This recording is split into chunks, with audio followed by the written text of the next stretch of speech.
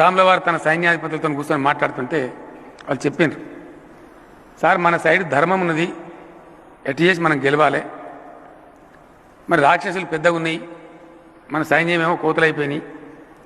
ఎట్లనే చేసి గెలవాలి సార్ నువ్వు ఆలోచించాలంటే, నా దగ్గర రామబాణం ఉందా, రామబాణం వేస్తే అందరు చచ్చిపోతారు, కానీ అందరు చచ్చిపోవడం కరెక్ట్ కాదు, అది సృష్టి నియమానికి విరుద్ధం, ఏం చేయాలంటే నువ్వే దేవుని నువ్వు ఎట్లన్నా సంభాలించుకో, మొత్తం మీద మనం గెలిచినట్టు చేయమని చెప్తే శ్రీరాముల వారు ఆ బాణం తీసి రామబాణం వేసి రావణాసురునితో సహా మొత్తం చచ్చిపోయి కానీ విజయం సాధించి రిటర్న్ వస్తున్నారు. కొద్ది దూరం వచ్చేటప్పటికి మధ్యలో ఎవరైతే సగం ఆయుష్తో చచ్చిపోయినటువంటి అర్ధ ఆయుష్తో చచ్చిపోయినటువంటి రాక్షసులు ఉన్నారో వాళ్ళందరూ ఎదురు తిరిగిండ్రు. అయ్యా శ్రీరామచంద్రమూర్తి, మరి నువ్వు రామబాణం వేస్తేవి, దాన్ని గౌరవించి మేమంతా చచ్చిపోతుంది, మరి మా సగం ఆయుష్ సంగతి ఏంది,